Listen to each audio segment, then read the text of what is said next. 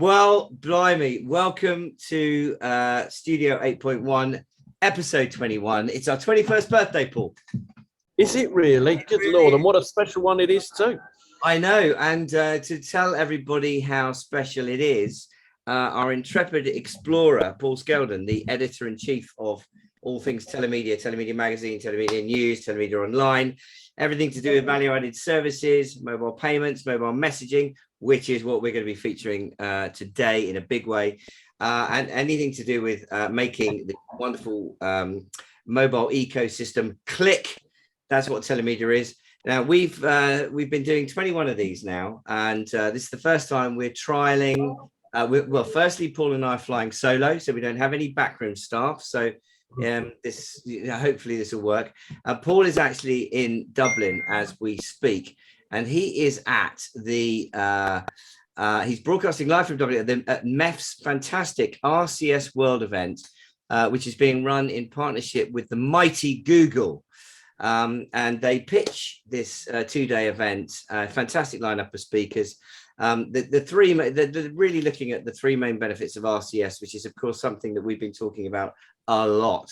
Those benefits being marketing and communications, conversational commerce, and customer service. And the idea is they're bringing together a host of visionaries and luminaries from the telemedia industry, which is exactly the reason why Paul is there.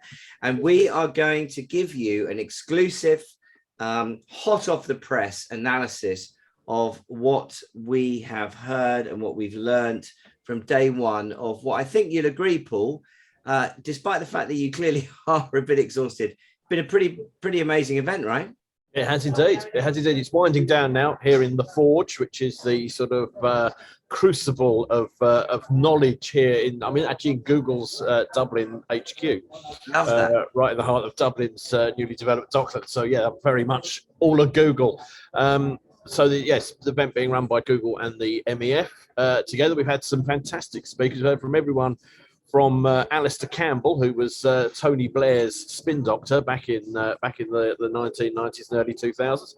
It was surprisingly interesting. Had some really interesting things to say, not just about the terrible state of British politics, but also about messaging and the role of technology in the sort of unraveling of democracy worldwide. Okay. We've heard from him. We've heard from various luminaries from Google on their messaging and telco sides. We've learned quite a lot about their positioning of RCS. And coming up, I have got a new acronym for you, which you're going to love.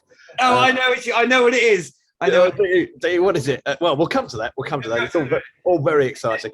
Before you get too deep into the detail, what I thought I would ask Paul, because I was unable to attend all of the day for various reasons, mainly because I've been to the opticians and I cannot actually see my screen, hence the glasses. Can I ask you first and foremost? Can you just sort of set the scene for us and explain to people why you feel that Google wanted to put on this, what I think is a really lavish looking event by anyone's standards, along with the fantastic MEF.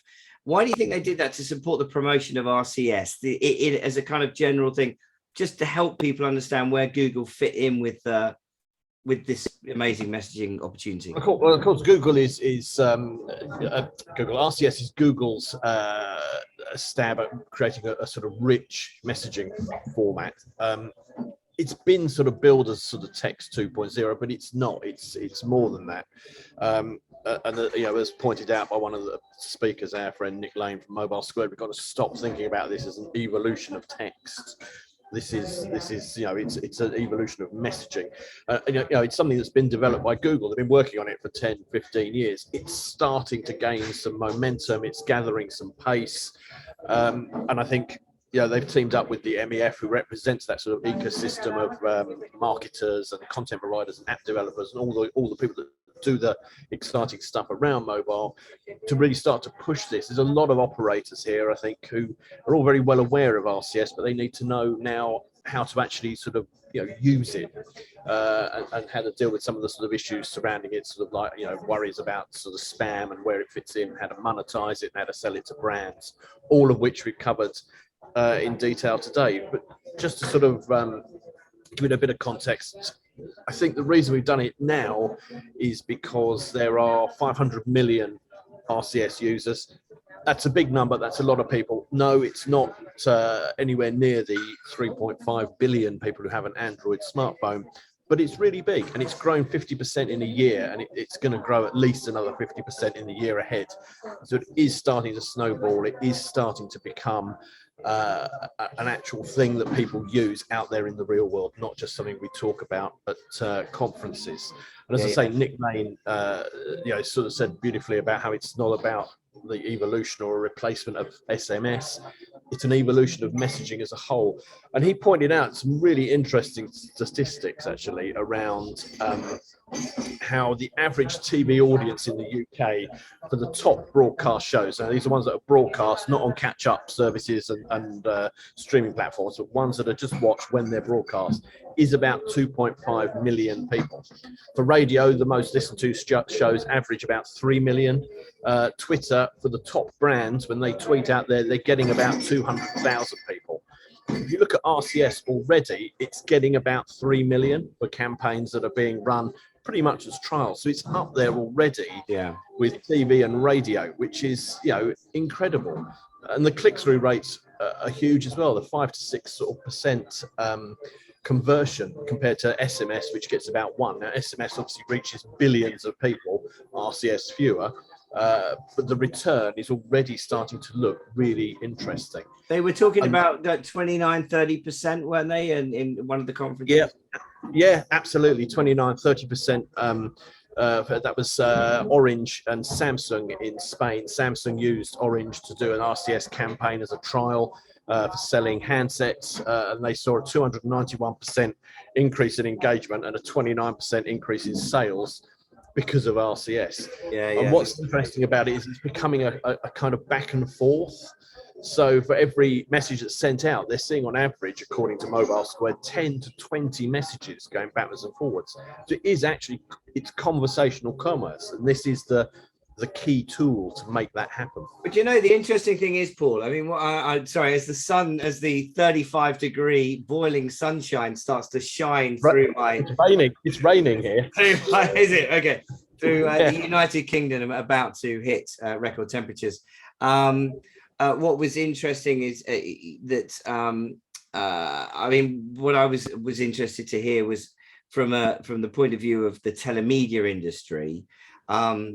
We've been talking about RCS, don't you know, since 2015 was the first time that if you go to telemediaonline.co.uk, should know the URL by now. If you put RCS into the search tool, you will get, Paul, how many stories do you think you would get on our website if you searched RCS? Blimey, I don't know. Hundreds, maybe. 100 or okay. Well, the answer is you're way off. 178 stories on telemediaonline.co.uk already mentioning RCS. Now, bearing in mind that the first story that you ever wrote on that website was mentioned on the 10th of June, so it's almost an anniversary, 2015. Now, obviously, if you look at 2015, 16, 17, 18, a smattering of RCS stories. RCS is coming. RCS is a waste of time. RCS is, it's all huff and puff, and it's never really going to go anywhere. And of course, if you look over the last 2-3 years, it's just been more and more and more and more. So, I mean, I think that just in terms of the volume of, I mean, when you sort of match up what you're saying, now we're talking about real brands, real companies with real anecdotal and empirical evidence as to how effective RCS is. Now's the time to take it seriously. And therefore, from my point of view, no surprise to see such a stellar lineup of speakers providing some really enthusiastic and optimistic views about this channel. Now, my question to you, Paul, messaging as a genre, as a part of the telemedia value chain is obviously always been important, and I suppose there's always been this sort of immediacy with telemedia. Now, how can I make money now? I'll keep an eye on the future, but if it's not really happening now, I'll wait and see. RCS, it seems to me, based on some of the stuff I've heard today, it's really happening now. And therefore, well, A, do you agree? And B, as a telemedia, participant, as a member of the telemedia value chain, what do you think the industry should now be? How do you think the industry should now be responding to the opportunity that RCS is presenting? Well, I mean, to answer the first part, yes, it's definitely now a thing. I think It's a thing. It's a thing.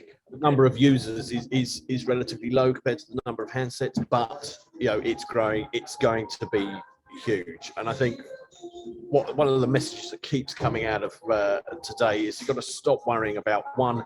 Apple, no, it doesn't work with iPhones, but that's only 20% of the market. There's 3.5 billion Android handsets out there. So, forget Apple, nice to have, but they should really be sort of going to Apple and saying, this is what you need to do to join in with RCS, not, oh, please, will you do RCS as well? So that's the first point. It's here, definitely a big and happy thing. Now, what can the telemedia industry, as we know and love it, do?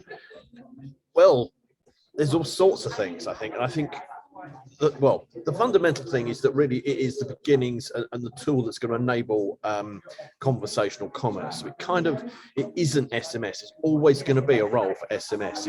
What SMS is there is the backstop catch up for messages that can't be sent as RCS or responded to via RCS. So it's always going to have a role. It's always going to be monetizable. Yeah. I think where you use RCS is yet to be proven. Interestingly, speaking today was Caliera, who presented with their client Oxfam. And Oxfam obviously uses SMS to garner donations. It's well-trodden sort of path. It's pioneered carrier billing and premium SMS sort of payments in the charity sector. They're working with Caliera to use RCS in the charity sector, again, as a sort of, do good proof of concept, and it's been used to sort of retarget people to try and sort of get them, thank you very much for responding to our Tahiti earthquake appeal. Why don't you do a regular contribution? Because they can use an RCS to show all the different things you can do, offer a carousel of different options, and very rich. And it's had a phenomenal response. It's seen people using it, and it's also starting to mop up the 24% of failed payments. So Caliera there have stuck in carrier billing with a charity case, and whoosh, it's gone. I think the industry, the telemedia industry, needs to look at that sort of thing and think, right, okay, what sort of messages can we help put out that can be monetized in some way? We've got this rich content, we've got all of that. How do we monetize that? Now, there are no answers yet. It's too new.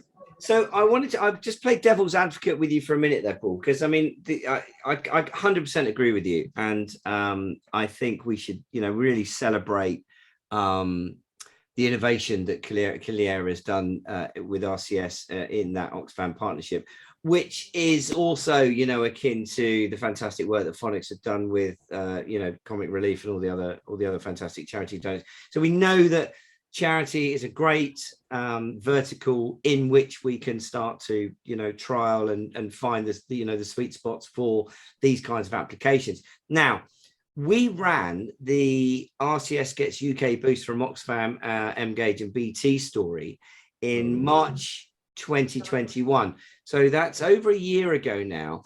The lead part was it's been a big week for RCS in the UK, with Oxfam rolling out DCB and RCS to drive charity donations, whilst network operator BT has announced plans to start to showcase how powerful the messaging platform can be for business. Now, my question is, because I think it's great that we're all getting fired up about this. It's great. I mean, I'm very envious at the fact that you were there in Dublin, in such a kind of vibrant and sort of stimulating environment with so many people that are so positive. My question is, it's been, that story is now, and that deal is now, over a year old. Why isn't there a new story about a Caliera deal with an alternative to Oxfam or, UNICEF or Phonics or whatever? So I don't mean to be pessimistic or negative, but do you know what I mean? I was kind of surprised to see that example being brought up, well over a year later. I think so. I mean, a lot of the other examples that have been put out here are ones that center more around marketing of products and stuff like that. The Caliera one remains one of the unique ones because it integrates payments as well, rather than just sort of messaging, which we've seen from a lot of the other ones, including Unilever, who are a big user of this. I get your point. I think, yes, there's quite a lot of hyperbole here today because we're here to talk about RCS. I think there is within the messaging industry quite a lot of impetus to make this sound really exciting. But I think on the flip side of that, it actually is, because I think there is a market for all the things that telemedia companies have done with SMS. There's now a new market for what can be done with RCS. Now, it might not be for the smaller players to get involved. It might be for the preserve of bigger companies and aggregators who can pull this in, particularly those companies that offer CPaaS-like services for this kind of conversational commerce model. But I think it's very nascent. It is still quite new. It's taken a long time to get here. I think they're now confident enough to really start to push it. And I think they've got a good opportunity to push it because it's almost entirely free of any kind of spam or corruption currently. So they can get consumer buy-in. Once this has become the sort of de facto way that consumers want to be communicated with, then I think the innovation from the telemedia side will start to play through. So yes, we need to come to RCS World in sort of 2-3 years' time to really see how that's worked. But yeah, no, I agree. Not a lot has happened. But in other ways, a lot has happened. There's been a lot of very small experiments with this, with lots of big brands all over the world, all tentatively using it, I think, because we finally got to the point where operators particularly can agree to do it cooperatively and start to offer it as a service to big brands as a sort of proof of concept.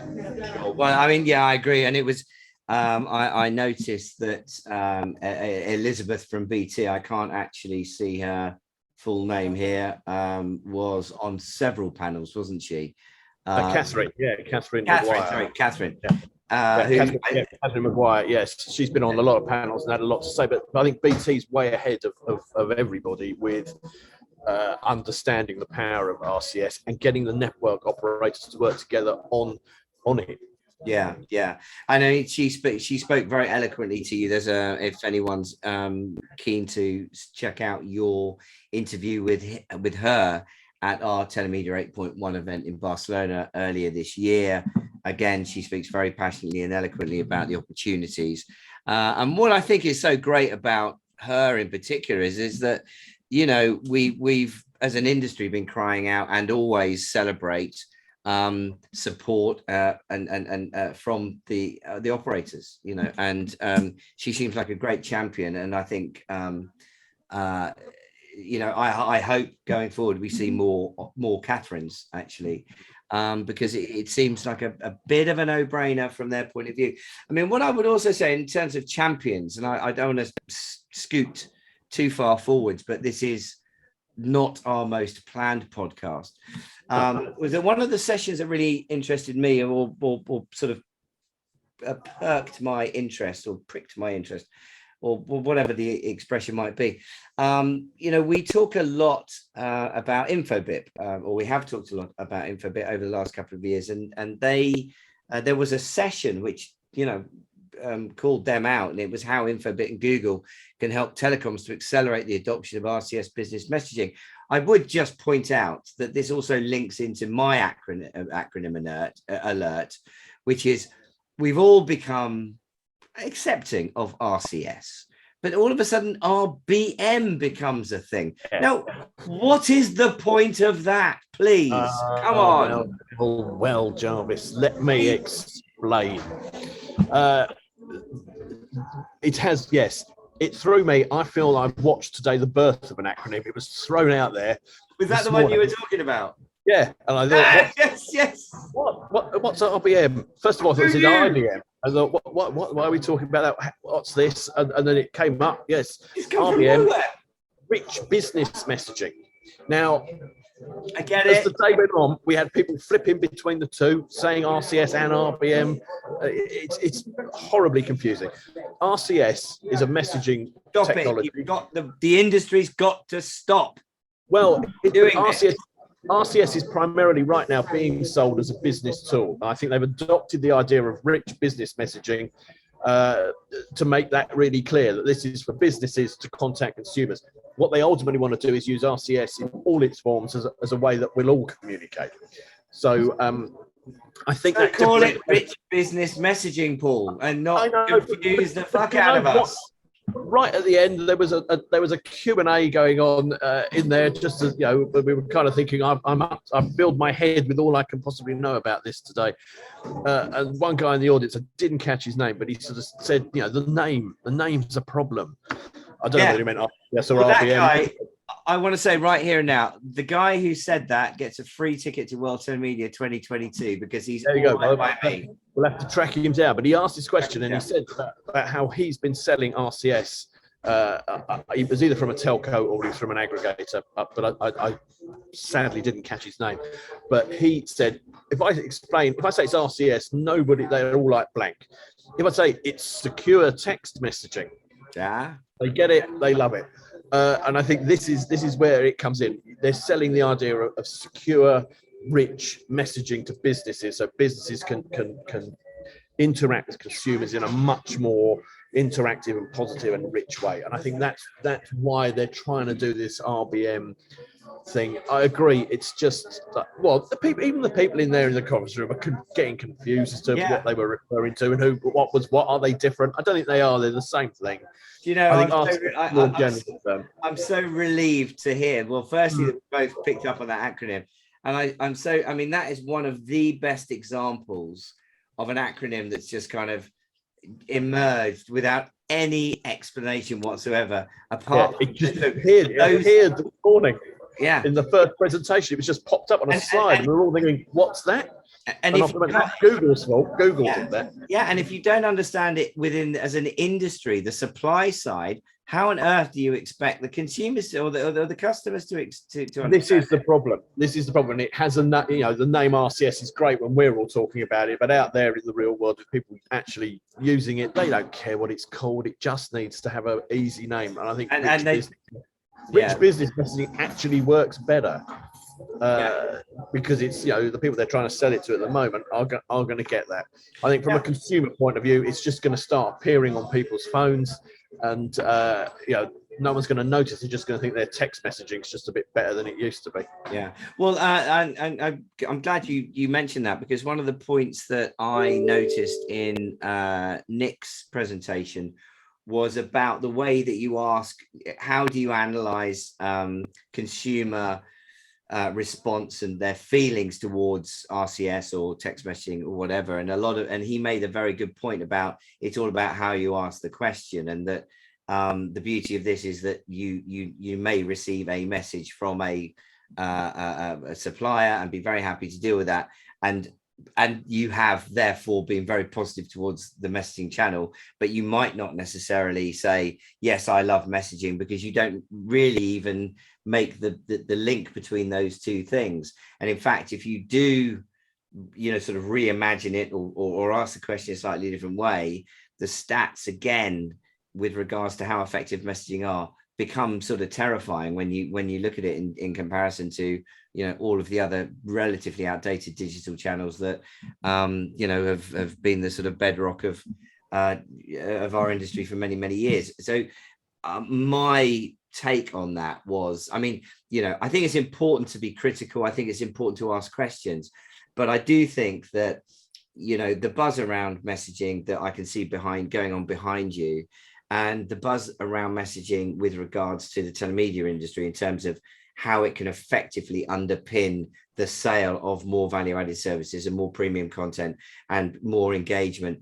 I don't think you can get away from it. And what I think is really, really important is that all parties in the value chain understand that they've got a responsibility to make the consumer as aware and make it as seamless as possible, and because as you said, with most Android users, they'll just be using it without even thinking about it, and that's incredibly powerful.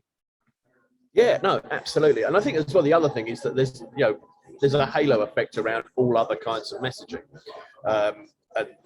Interestingly, Nick Lane, brought up WhatsApp and said, I don't know whether I could say that here in this room, whether a trap door is going to open up and I'm going to fall through it. In this room, WhatsApp is the Voldemort of messaging.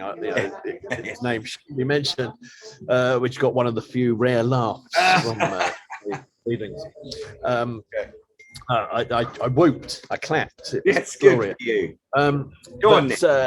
But it does add a halo effect to all other messages, particularly SMS. So I think there's going to be a move to just to use more messaging, regardless whether it's RCS or rich business messaging or SMS. And I think that's and possibly WhatsApp as well. But I think that's what we're going to see more of. And I think the more it can be pushed towards RCS and to SMS, the better it is for our industry and for the network operators, because obviously that's where they make their money. So I think we're going to see a lot of that. The other thing that the industry needs to bear in mind is that it has to be kept clean and secure. Currently, well, yeah, yes. No, I was just going to say, which we can't have a one of our vodcasts without talking about the bad guys and fraud. And there was, I think we did a Zoomathon within the session to a lady from BT, right?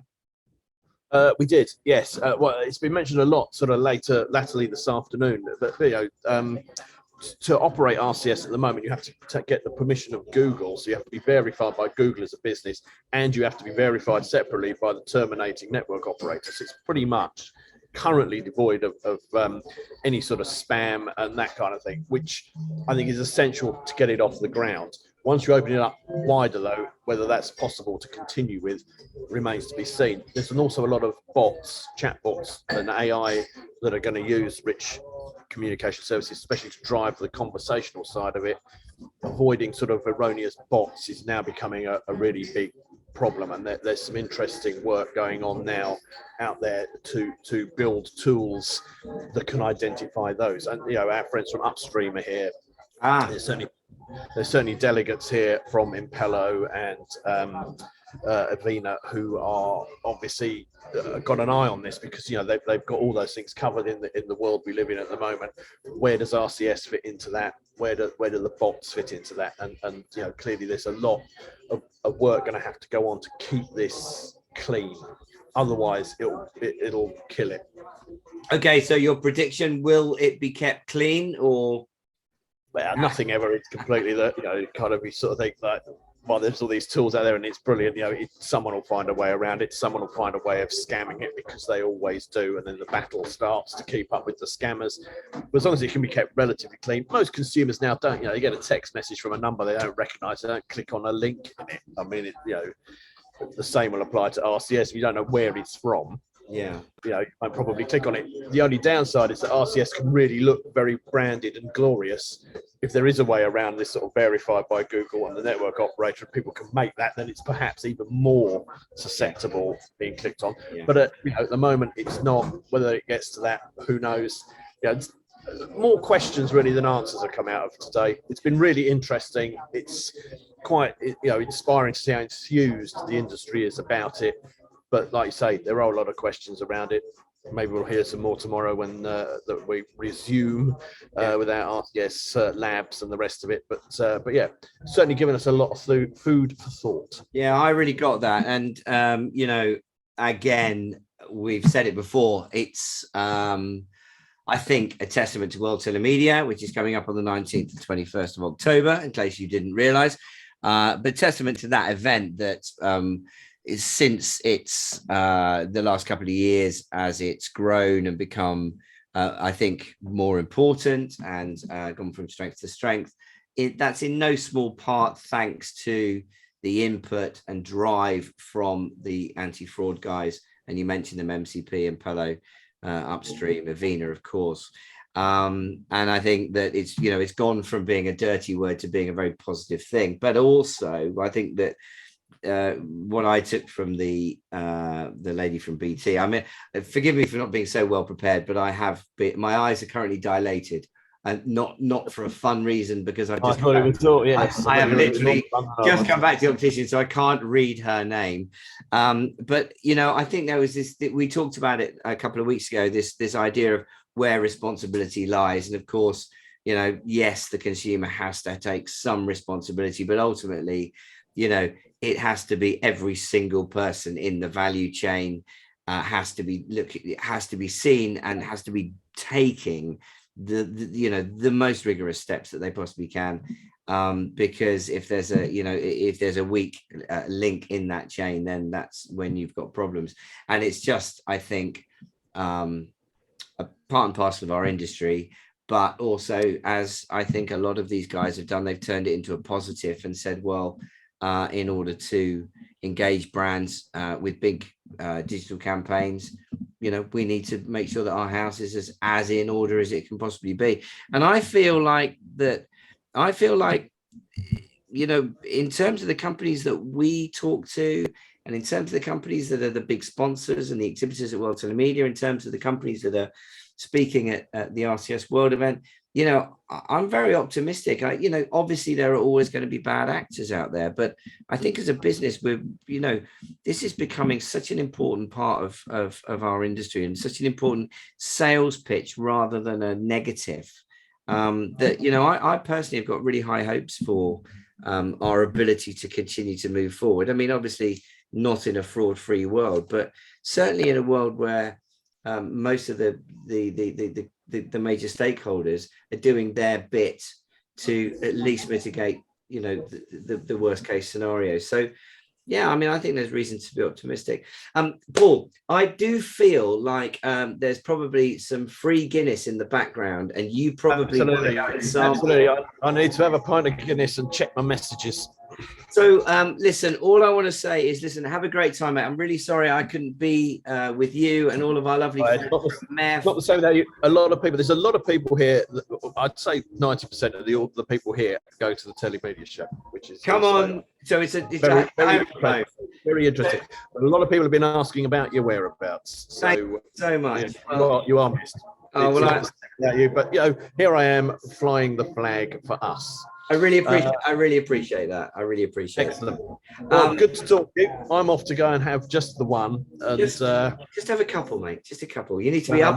You need to be 8:30. I've got to be back here at 9 tomorrow morning. And well, brilliant. Listen, and as I say, I wish I could have been with you. All I would say to anyone, I believe that you will be able to watch, as I will be, again, as probably Paul will be, all of the fantastic presentations from RCS World, which has been put on by the fantastic MEF, our dear partners at World Telemedia, Marbella 19, 20, 21. No other VAS events are available. And in partnership with the fantastic Google, who I personally would like to invite to come and tell us their particular story and meet some of the wider world of value-added services providers. So tomorrow, day 2, you can still catch up with that. You can just log on to the mobileecosystemforum.com/events website, and you can catch day 2 tomorrow. Paul and I will be back in a couple of weeks' time. All that's left to me to say is goodbye. Thank you very much. Have a Guinness. And is it Sloncha? Sloncha. I haven't got one, but there you go. Sloncha.